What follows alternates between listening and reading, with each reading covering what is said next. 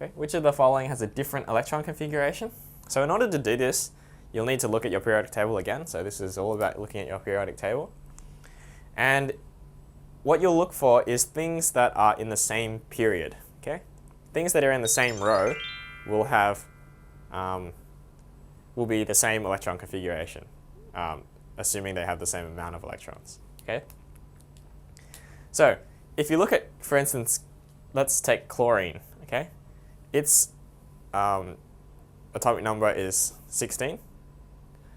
So, 17. So it gains an electron to become the chloride ion. So now it has, a full outer shell of electrons. Okay.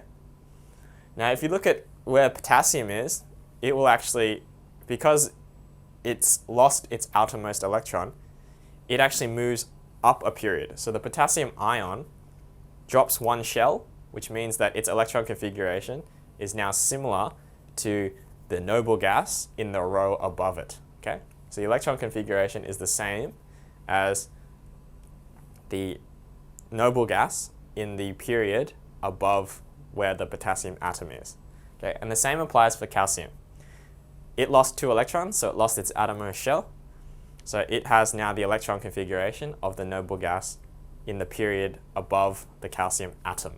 Okay, and so you'll see that chloride, potassium, and calcium all now share the same noble gas configuration, so they all have the same electron configuration. Whereas sulfur remains it hasn't collected any electrons or hasn't gotten rid of any, so it will still it will be the only one with a different electron configuration. So sulfur is your answer. Okay.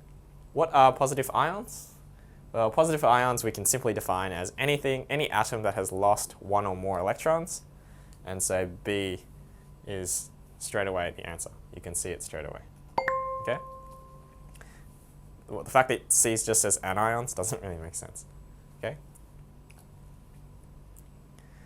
When forming an ionic bond, okay, strontium is most likely to do what?